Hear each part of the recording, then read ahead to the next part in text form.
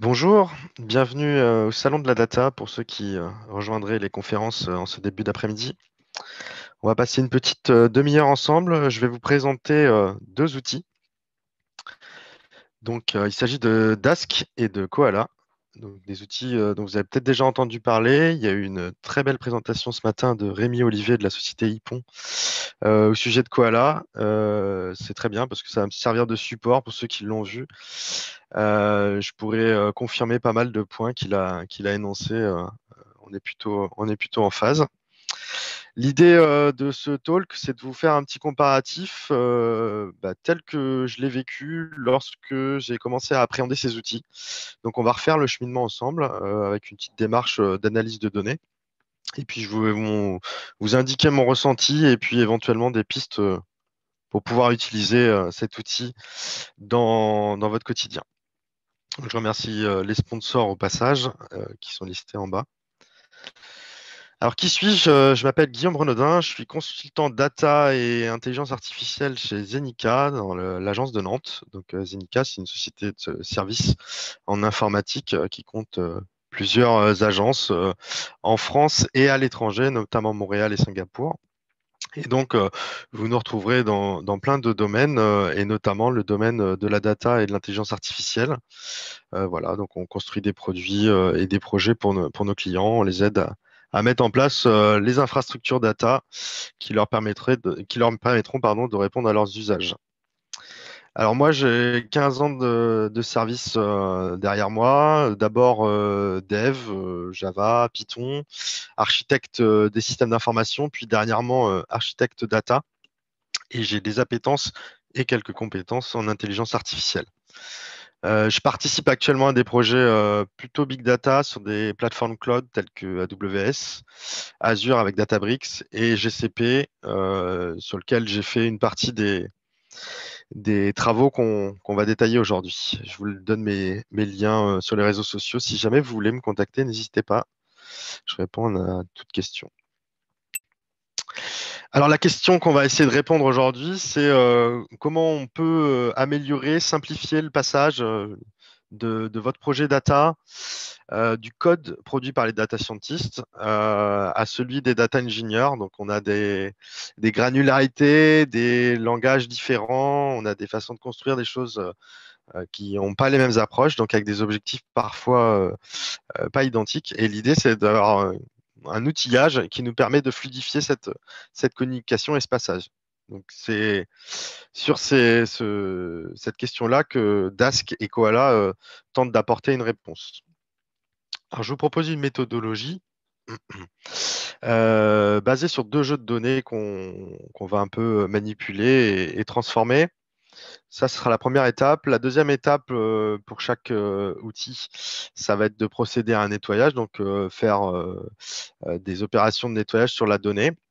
Et ensuite, on va faire un entraînement en machine learning et une inférence.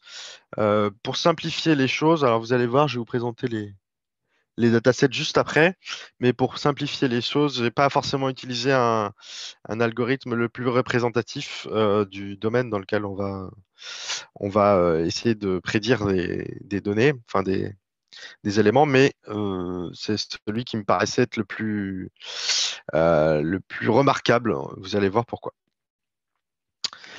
Alors, les jeux de données, il y en a deux. Le premier jeu de données, c'est un jeu de données open data Covid-19. Actualité oblige, je me suis dit que j'allais moi aussi essayer de voir ce qui avait été fait dans ce domaine. Donc, c'est disponible sur le GitHub de Google Cloud Platform. C'est un jeu de données qui fait à peu près 2 gigas. Il recense des données descriptives de plus de 240 pays. Il y a à peu près 8 mois de données quotidiennes sur chaque pays. Et donc, ça représente à peu près 7 millions d'enregistrements. J'ai aussi regardé parce que j'avais envie de voir si on pouvait mesurer l'impact de certaines mesures qui sont prises, notamment le port de masques en public. Et donc, j'ai utilisé des jeux de données de YouGov qui viendront compléter celui d'Open Data. Donc, c'est un jeu de données qui représente le pourcentage de la population qui porte un masque en public.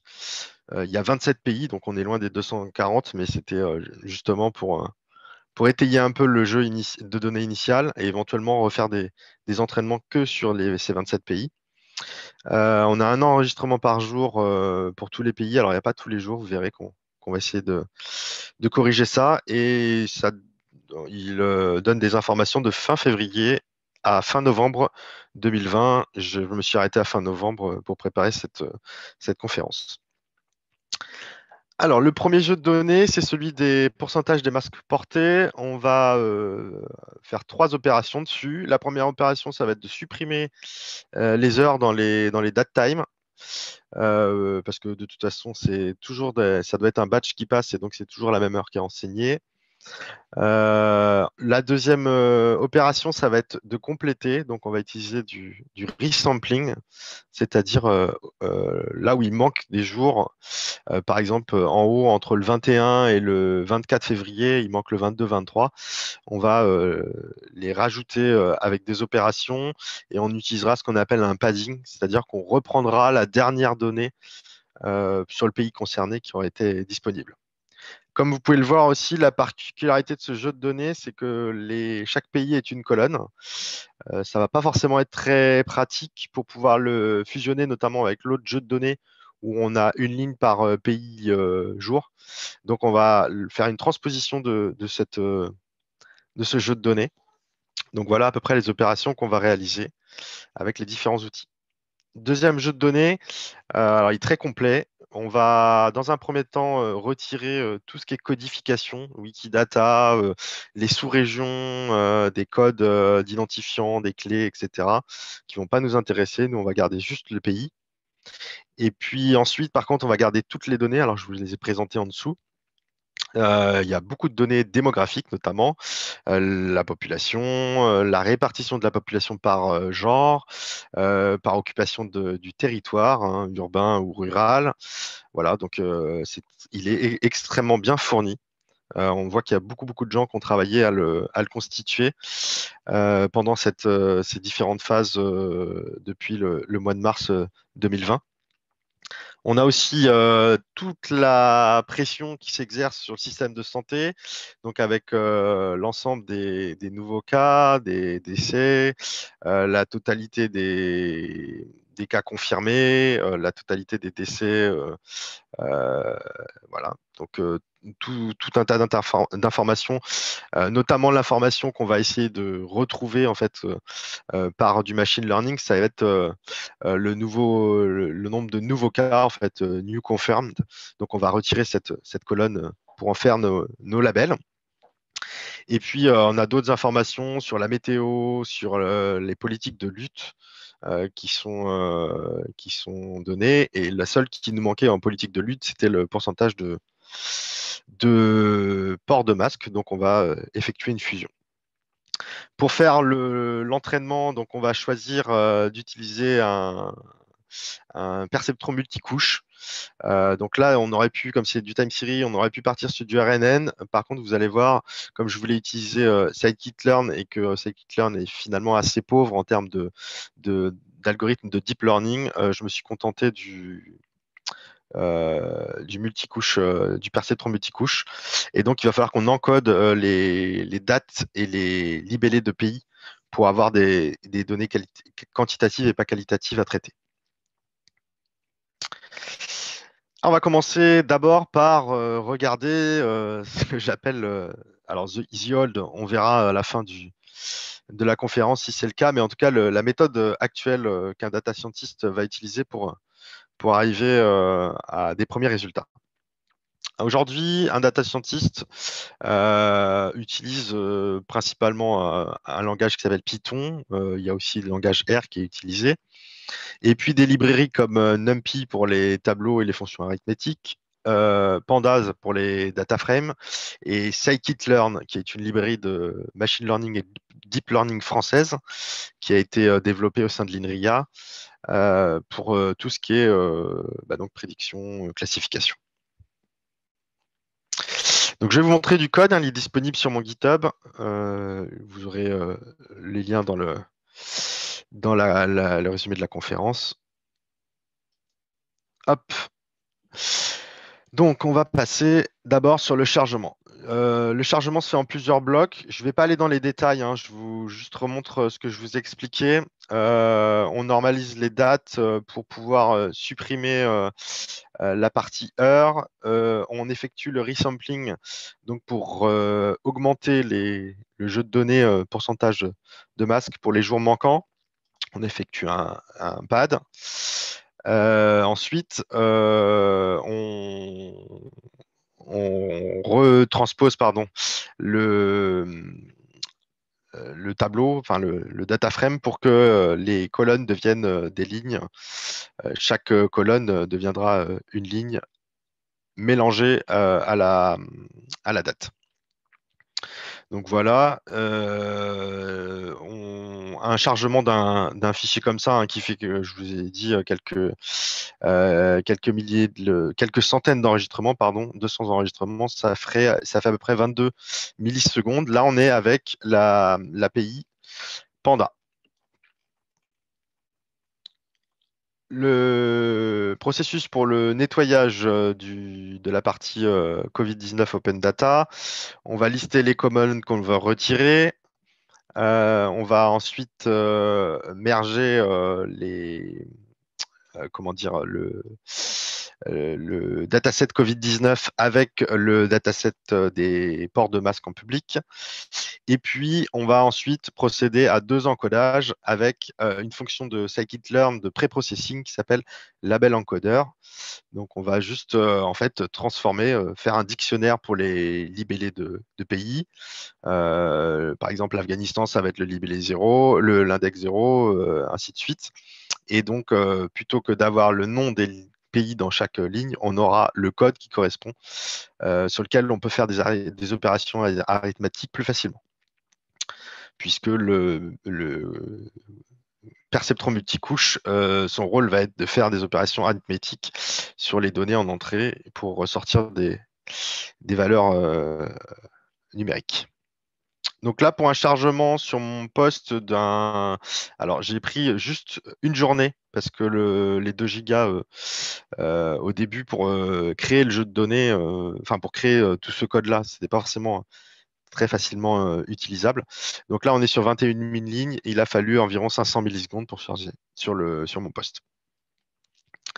Ensuite, entraînement et inférence, c'est du classique. On va d'abord faire une sélection donc sur nos datasets, les séparer en pardon, jeux de test, enfin les features d'entrée, dans lequel on va retirer uniquement la valeur que l'on veut prédire, donc qui est new confirmed, et puis le libellé, le label qu'on veut obtenir, Y, donc sur lequel on va juste garder la série new confirmed. Et donc on va splitter notre jeu de test en une partie train, une partie test, avec un ratio de 1 tiers, 2 tiers, enfin 2 tiers pour les entraînements et 1 tiers pour les tests. On va effectuer ce qu'on appelle un scale des valeurs, donc une mise à l'échelle pour que toutes les valeurs soient à peu près homogènes. Les multiperceptrons travaillent mieux sur des valeurs homogènes. C'est plus performant et les résultats sont meilleurs. On va appliquer le multiperceptron et essayer de récupérer le score sur notre. Donc, le multiperceptron est entraîné sur les données d'entraînement, bien sûr. Et ensuite, on essaie d'effectuer un score qui donc est un score spécifique au multiperceptron, qui va donc être testé sur les données de test. Pour l'inférence sur les 25 000 lignes, là, on est donc là, j'ai fait très très peu de couches, hein. Il y a juste 5 couches avec 100, puis 50, puis 25, puis 10, puis 5 neurones. Et je n'ai fait que 10 itérations parce que, voilà, encore une fois, sur le poste, le but, c'est de vérifier que les choses tournent correctement, mais pas forcément sur l'ensemble du dataset et sur l'ensemble de la finalité. J'ai fait aussi, alors donc pour cette inférence sur un jeu de 21 000 lignes, on a pris à peu près 204 millisecondes. Le score, il n'est pas très important. C'est du R2. Il faut que En gros, pour l'explication, il faut que la valeur soit au moins positive. 0, ça veut dire qu'en fait, on prédit trop bien. On overfit les données. Et plus on se rapproche de 1, et plus on risque d'avoir un bon résultat. Donc, on est encore assez loin de 1, ce qui est normal, puisque 1, on ne prend pas du tout en compte, enfin très peu en compte, la temporalité et la saisonnalité des données. Et en plus, on a très très peu d'itérations et avec des couches qui sont finalement assez simplissimes. J'ai fait la même variante de code avec un pipeline scikit-learn pour vérifier qu'il n'y avait pas d'optimisation. Donc, on est sur à peu près les mêmes résultats, la même échelle de résultats. Voilà pour la partie entraînement. On va maintenant passer à la partie Dask. Alors, Dask, comme je vous l'ai dit, Python, c'est un langage qui est assez commun entre data scientist et data engineer. On voit au fur et à mesure, hein, depuis 2015, sur la courbe, que les recherches Python data science augmentent au détriment de celles sur R data science, qui montre bien que Python a plutôt le vent en poupe côté data science. La release de Dask, la première release, c'est octobre 2018. Donc la petite grande nouveauté de Dask, c'est de pouvoir réutiliser des API familières, donc que ce soit Panda, NumPy ou Scikit-learn. Vous allez voir, en fait, on a juste le nom du module qui change et normalement, on est censé avoir les mêmes API. Alors, rapidement, l'avantage de Dask aussi, c'est qu'il peut traiter et des petits jeux de données et des gros jeux de données plus ou moins de la même façon. Dask va rendre vos différents objets, que ce soit NumPy ou Panda, partitionnables et donc exécutables sous forme d'un graphe, un peu comme ce que ferait Spark. Il va aussi permettre aussi bien de distribuer ces différents calculs sur les partitions sur une machine unique, sous forme de thread, de process synchrone, ou alors même distribuer entre plusieurs nœuds. Donc, il y a tout un écosystème et un processus qui permet de distribuer sur plusieurs nœuds. Alors concrètement, voilà à quoi ça ressemble un data frame Dask. En fait, c'est un empilement de plein de petits data frames Panda. Donc là, par exemple, si on est sur du time series, et ben, par mois, année, on peut avoir un data frame Panda. Donc, ce que va rajouter Dask, en fait, c'est un système d'indexation qui va permettre de partitionner nos données. Il fait la même chose avec NumPy et les tableaux. Et comme vous pouvez le voir, l'import d'un data frame Dask se fait de la même manière que Panda. Vous remplacez juste Panda par Dask et vous avez le même résultat.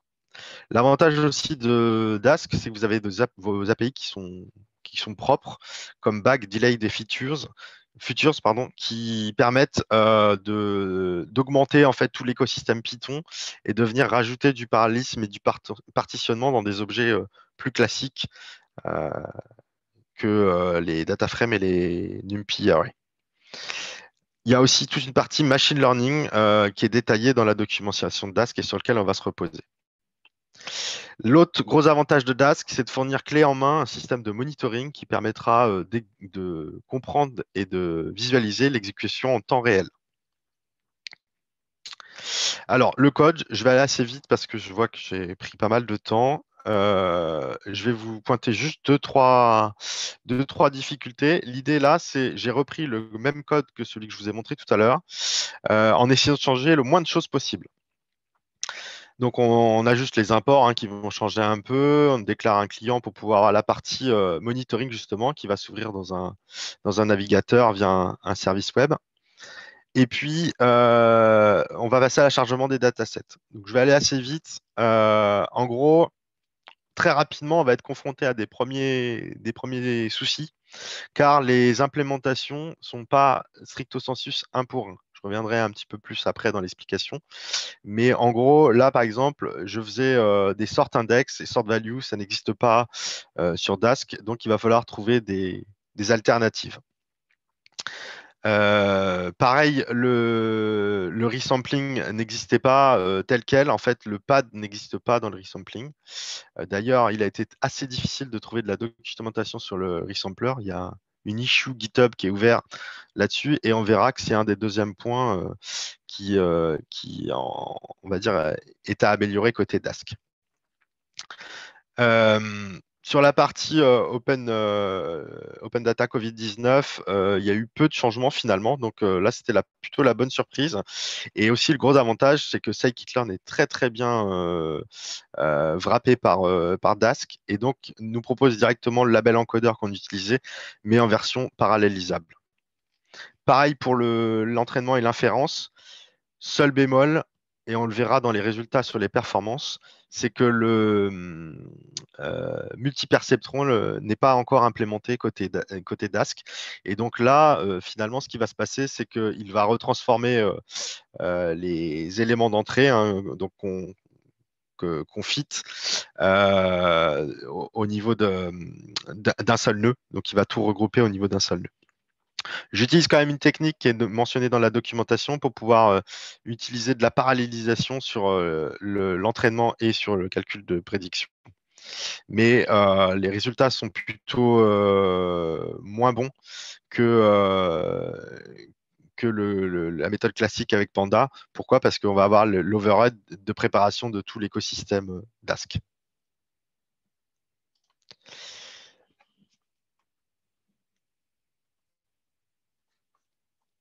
Alors, les premières impressions, comme vous l'avez vu, c'est que l'API DataFrame, elle est assez proche de Panda, mais elle n'est pas toujours bien implémentée. Il y a beaucoup de not supporting in Dask dans la documentation. Il faut voir qu'en fait, ils reprennent telle quelle la documentation Panda.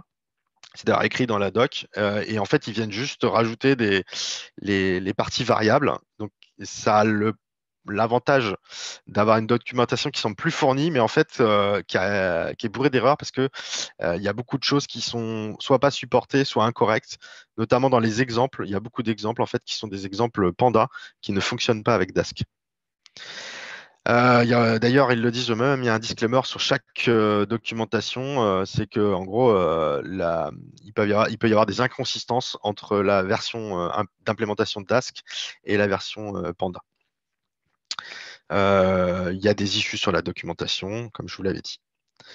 L'autre souci aussi, c'est que ça n'empêche pas de connaître le principe des partitions, tout ce qui est principe de laziness et des optimisations. Je vais passer assez vite sur la partie Koala, puisqu'il y a eu une présentation ce matin, et je vous invite à revoir la présentation de Rémi Olivet, mais c'est ce qui en ressort, c'est que le développement dans la parallélisation est quand même assez spécifique. Et il n'est pas forcément évident pour un data scientist d'avoir tous ces réflexes et de réorganiser son code pour que les optimisations et la parallélisation se fassent pour le mieux. Donc, il va falloir aussi mettre de côté ses connaissances Spark. Pourquoi? Parce que, par exemple, sur une méthode qui s'appelle Persist, dans la documentation, il vous indique qu'elle ne fait pas du tout la même chose que ce que fait la méthode Persist de Spark. Et donc, vous risquez d'être un petit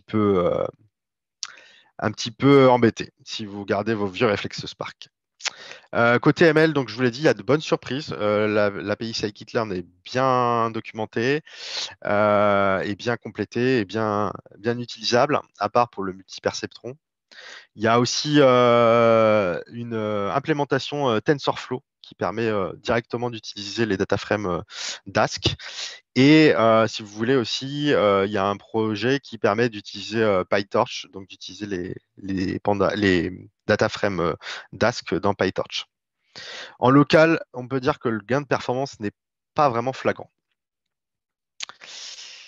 Alors, je vous ai mis une petite photo de Koala. Si la conférence, au moins, elle aura peut-être des votes plus positifs grâce à ça.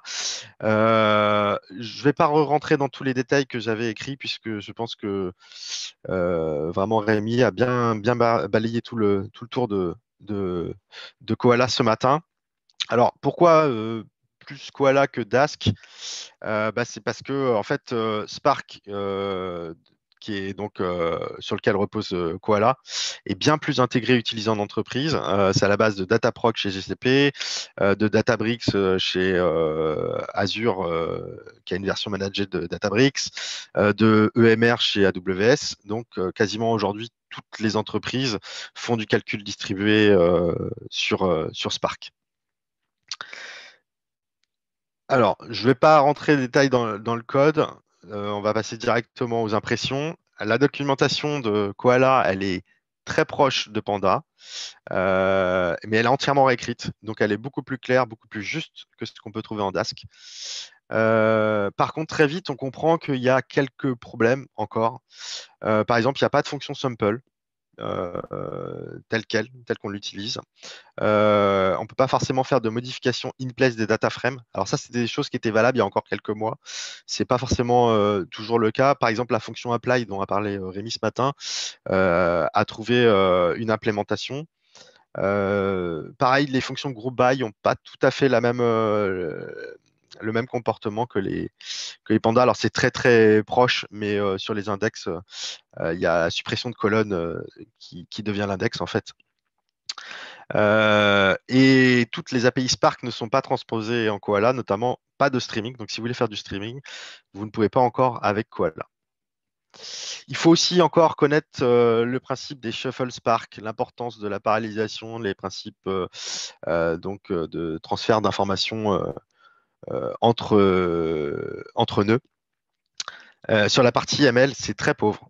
Et du coup, c'est un des gros freins pour moi aujourd'hui sur l'utilisation de Koala. Finalement, ce qui vient nous aider, c'est MLflow. Donc, vous pouvez utiliser MLflow et qui vous permettra de charger votre modèle et de faire des prédictions. Mais vous ne pourrez pas utiliser les fonctionnalités de pré-processing de scikit-learn. Vous ne pourrez pas entraîner votre modèle avec de la parallélisation éventuelle. Même si tous les modèles ne sont pas entraînables en parallélisant, puisqu'il y a des éléments qui ne peuvent pas forcément se faire en multinœud. Les performances aussi sont inférieures sur des petits fichiers à la méthode actuelle. Pourquoi? Parce qu'il y a tout l'overhead de lancement de Spark, de constitution des partitions, des shuffles, etc. Donc ça a un coût en temps. Au regard des manques, d'ailleurs, sur la partie LL, il y a même une issue GitHub qui demande à avoir une compatibilité des API Koala avec Dask pour pouvoir en fait réunir le meilleur des deux mondes. Alors, en termes de performance, ce qu'on peut voir en local, c'est que finalement, la méthode classique avec Panda reste la plus efficace, que ce soit sur les petits jeux de données, sur un jeu de données moyen. Donc là, on avait 21 000 lignes, c'est pas énorme non plus, mais y compris sur l'inférence. Pourquoi? Parce que avec les autres outils, on va avoir comment dire, de la latence avec le partitionnement. Donc sur les autres outils, il faudrait passer à vraiment des échelles beaucoup plus grandes pour que ça soit intéressant. Alors, j'ai fait des tests sur Dataproc, donc qui est le cluster Spark sur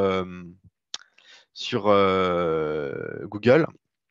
Et encore une fois, c'est pas flagrant sur le gros dataset de 2 gigas. Pour plusieurs raisons, c'est qu'en fait, aucun des outils aujourd'hui ne m'a permis de faire de la parallélisation jusqu'au bout. Comme je vous l'ai dit, le meilleur, c'était Dask, mais finalement, Dask, la partie inférence, la construction, l'entraînement du multiperceptron n'a pas pu être fait en parallèle. Donc, il a fallu revenir sur des data frame Panda, ce qui avait un coût. En termes de prise en main, en gros, la documentation Koala devance largement Dask. On a une migration depuis Panda qui est un peu meilleure avec Koala aussi, plus simple. Par contre, sur la partie machine learning, c'est Dask qui prend vraiment la tête avec notamment l'intégration de TensorFlow. Donc pour conclure, je vous dirais que en gros, le public cible de Dask, c'est plutôt des data engineers qui veulent réintégrer du code de data scientist, mais qui n'ont pas forcément envie de partir sur du Spark. Alors que Koala, c'est plutôt des data analysts et data scientists d'abord qui n'auraient pas pris le pas d'aller justement sur Spark. Et puis sur les utilisations recommandées, bah, pour le machine learning, il faut mieux partir sur Dask aujourd'hui. Les traitements spécifiques aussi en Python si vous voulez paralléliser. Et puis les nettoyages de données et l'enrichissement pour la partie Koala seront beaucoup plus efficaces et beaucoup plus simples que en Dask où il y a quand même encore de gros manques sur la compatibilité avec l'API Panda. Voilà, je vous remercie pour votre écoute. N'hésitez pas à me poser des questions sur les réseaux sociaux ou hors du salon. J'ai deux collègues qui passent à 14h45, Jean-Philippe Farcy et Jérôme Berceger, pour une présentation du Data Lake de CBP sur lequel je travaille. Je vous invite à les retrouver. Et puis, je vous souhaite une bonne fin de journée et un bon salon de la data. Au revoir. Merci, monsieur Renaudin. Je vais donc maintenant couper la transmission.